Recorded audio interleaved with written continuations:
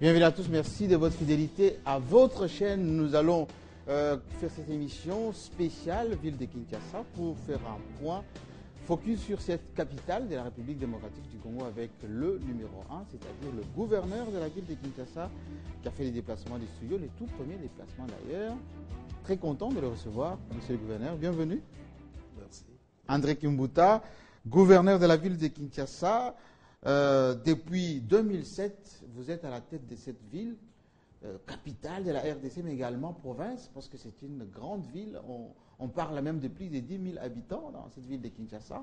On vous présente comme étant un gouverneur très dynamique, offensif, rassembleur, plutôt quinois, on va dire, qui maîtrise ses compatriotes.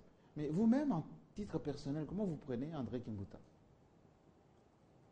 André Kimbuta, c'est un chrétien qui craint Dieu, qui respecte la Bible et qui l'applique. Voilà André Kimbuta en bref. Autrefois également dirigeant d'un grand club de football ici, très proche de la population de Kinshasa. Vous serez interviewé également par Floride Zantoto, des Télé 50, Grâce Michel Moutonkolé et Madame qui est venue. Ngandou de Kin 24. Absolument, de Kin 24, une télévision de Kinshasa, qui va également vous poser des questions pour savoir un tout petit peu comment évolue la situation ici à Kinshasa, notamment dans la première partie que nous allons commencer maintenant, c'est la reconstruction de Kinshasa. Kinshasa qui se métamorphose chaque jour qui passe. On a vu des nouvelles avenues, les boulevards élargis, avec maintenant l'assainissement, on voit les gens nettoyer, mais Kinshasa qui a aussi des problèmes d'électricité, des problèmes d'eau, des problèmes de Chégué. Vous-même, gouverneur de la ville, du point de vue de la reconstruction, comment vous pouvez évaluer très rapidement ce que Kimbuta a pu apporter au Kinois depuis qu'il est là? Non, à tout seigneur, tout honneur. Ce grand changement que nous vivons dans la ville de Kinshasa, on doit ça à une personne. On doit ça à une vision. On doit ça à une volonté politique. L'auteur s'appelle Joseph Kabila Kabange. Le président de la République était déterminé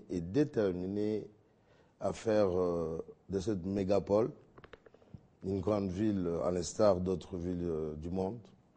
Et il y a tout un programme par rapport à ça. Malheureusement, les moyens ne suivent pas, toujours. Mais je crois que comme la volonté du chef est là, et par rapport à cette volonté, à cette vision, nous avons mis en place un programme du gouvernement. C'est une déclinaison de 5 chantiers de la révolution de la modernité prônée par le chef de l'État. Voilà, nous devons tout ça à une personne, comme je l'ai dit, il s'appelle Joseph Kabila Kabange, président de la République. Et vous êtes quand même à la tête d'un gouvernement provincial ici à Kinshasa, avec des ministres par secteur qui travaillent. On vous fait des éloges d'un côté, mais on vous fait aussi des reproches de l'autre. On dit André Kimbuta, bien sûr, il travaille, mais il y a des pans entiers de la ville de Kinshasa qui l'oublient essentiellement, c'est-à-dire les arrondissements, on les appelle ici des communes, qui ne sont pas centre-ville, Gombe, Limete ou ma campagne, mais plutôt Kisenso, Matete, Massina. Est-ce que le gouverneur s'occupe aussi des arrondissements qui ne sont pas quelque part proches de son bureau à la Gombe? Je m'arrête ici une chose. Hein. La critique est aisée, mais l'art est très difficile. Moi, je suis rationnel, je suis cartésien. Tout se résume à un syllogisme. Si les prémices sont fausses, le reste tombe. Quand je dis prémices, nous, l'exécutif provincial, nous avons élaboré un programme quinquennal. Quand je parle de prémices, ce sont des moyens. C'est tout l'arsenal juridique. Ce programme a eu un budget. Ce budget était fonction de tout ce que la loi fondamentale, la Constitution a consacré dans ce pays. Les provinces ils ont des compétences exclusives. Les provinces ont des compétences concurrentes. Par rapport à toutes ces compétences, il y a aussi un budget. La phrase tragique que les gens n'aiment pas qu'on prononce, la fameuse plutôt rétrocession de 40%. Qui est déjà arrivé ou pas? Parce qu'on vous dit aussi à Kinshasa que vous avez la chance de bénéficier du gouvernement national, enfin du gouvernement central, qui équipe la ville de Kinshasa, contrairement aux villes de province, qui, elles, attendent tout de Kinshasa, mais Kimbuta, le gouverneur, a la chance, la proximité avec le gouvernement central. Donc vous avez double chance. Aucune. Est-ce que vous en profitez? Aucune chance, au contraire. Vous savez que la ville de Kinshasa, vous avez parlé des arrondissements que nous appelons de communes. Quand on dit hôtel de ville, nous n'avons pas de territoire. Le territoire de la ville, c'est dans les communes. Les communes subdivisées en quartiers, quartiers en rues. La proximité avec le gouvernement central pose problème, des sérieux problèmes. Je ne veux pas entrer dans les détails, mais j'aimerais vous fixer par rapport aux promesses que j'ai dit tout à l'heure, les fameux 40% de rétrocession qui ne sont jamais arrivées. Je dirais plutôt ceci. Le gouvernement central doit s'occuper du territoire national. Mais la proximité avec la ville, nous sommes là, en train de nous battre sur le même territoire. Mais le vrai problème n'est pas là. Le vrai problème, la reconstruction, je l'ai dit, c'est l'œuvre du chef de l'État, il faut l'avouer. Le grand problème, c'est un problème de moyens. On reconstruit une ville, un pays, avec un budget qui s'appelle budget d'investissement. Un budget d'investissement, ça c'est très important. Oui. J'aimerais souligner là-dessus. Le budget, je prends l'exemple du budget 2013, la ville, son budget d'investissement, c'est 123 milliards de francs congolais. En dollars, 135 millions de dollars. Oui. En arrondissant à 135 millions de dollars. Ce budget est totalement géré par le gouvernement central. Et vous avez la DGRK? Je vais arriver. Oui. J'ai créé la DGRK, pourquoi?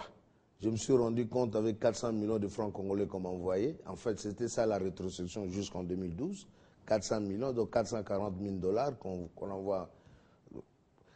nous envoie dans cette mégapole pour reconstruire cette mégapole. Je me suis dit, si je dois suivre ce chemin-là, on ne va rien faire dans la ville. Nous avons pensé, avec nos impôts et taxes, créer notre service provincial des recettes. C'est ça la DGRK. J'aimerais souligner également, Jean-Marie, à mon arrivée, j'ai trouvé le recette propre de la ville à 200 000 dollars mensuels. Seulement? Seulement. À l'heure actuelle, nous approchons les 3 millions de dollars sur l'œuvre de la DGRK. Voilà ce que... On m'a laissé 200 000, je vais laisser à celui qui va me remplacer un minimum de 3 millions. Mais justement, vous bénéficiez également des FONER. Les FONER qui est le fonds de réhabilitation de routes, qui finance d'autres provinces, mais également Kinshasa en profite. De 2009 jusqu'en 2011, le FONER ne donnait pas un sou à la ville de Kinshasa. Pourquoi? Parce qu'on s'est dit que, avec la vision du chef, la volonté du chef, la ville de Kinshasa était reconstruite, d'abord par rapport au contrat chinois, et ensuite une dotation spéciale du chef de l'État qui tenait à transformer les avenirs tels que Libération, tels que Lumumba, Tourisme, ainsi de suite. Comme nous avons bénéficié de ce contrat chinois, nous avons bénéficié également de la dotation spéciale du chef de l'État. On s'est dit, les routes sont neuves, on ne vous donne pas le FONER. Le FONER, c'est un fonds d'entretien routier. Tout à fait. On ne va pas entretenir une route qu'on vient de construire. Mais vous en avez d'autres qui sont cabossés. Nous avons attendu jusqu'en 2012. Oui. J'ai sollicité et obtenu de son Excellence, Monsieur le Président de la République, l'intervention de FONER. Je vous dis, depuis 2012 jusqu'à ce jour, nous avons l'appui total du FONER. Et à peu près combien et qu'est-ce que vous en avez fait de l'argent du FONER? La moyenne, 1 million de dollars. La moyenne. Bon, on a commencé avec des petites enveloppes de 500, 600, mais maintenant, je peux avouer que la moyenne, c'est 1 million de dollars. avec ce fonds, nous entretenons les routes qui existent et nous sommes en train de construire de nouvelles routes dans ces communes. Si tu veux que j'énumère, je le ferai. Même les camions qui servent d'entretien routier ne le font qu'au niveau du boulevard, ces camions que vous avez achetés. Ça se fait seulement au niveau du boulevard. Les entretiens de route dont vous parlez, c'est où? Ce que vous avancez comme argument là, vous tenez ça de qui? Que ça se fait au niveau du boulevard. On peut vous amener de preuves que l'avenue Willery se fait nettoyer par ces camions. L'avenue Triomphale se fait également, Libération se fait également par ça. Mais il y en a qui disent, il faut les entretenir, il faut les garder, les équiper. Moi, je suis personnellement contre l'assainissement qui se fait manuellement. Je crois que la révolution de la modernité, on devait appuyer la ville en lui donnant, dans son budget d'investissement, la possibilité d'en avoir même une cinquantaine, une centaine dans cette ville. Et on pouvait avoir ce système de nettoyage à travers toute la ville. Nous avons 10 camions, il faut les garder. On va tout à l'heure clôturer ces chapitres concernant la reconstruction. Et Fleury Zantoto parlera notamment de la sécurité à Kinshasa. Madame Moutonkele sur Kinshasa, ville culturelle. On a inauguré, pas plus qu'aujourd'hui, les sièges de la Sokoda, qui va s'occuper des artistes musiciens. Vous avez rendu hommage à Franco il n'y a pas longtemps ici, avec le Premier ministre. Donc on parlait un peu de ça tout à l'heure. Puis la dame de Congo de Kin 24 pourrait également poser quelques questions. Mais j'aimerais quand même vous demander, monsieur le gouverneur, par rapport à Kinshasa, le délestage que l'on constate, les coupures d'eau, c'est de votre fait ou c'est des faits du gouverneur central? J'ai dit ceci, qu'il y a des compétences consacrées par la Constitution dans ce pays. Il y a des compétences exclusives aux provinces, concurrentes entre le gouvernement central et les provinces, et des compétences exclusives au gouvernement central. L'eau et l'électricité, c'est une compétence exclusive du gouvernement de la République. La régie des eaux dépend du ministère de l'Énergie et la SNEL également. Donc c'est une compétence exclusive.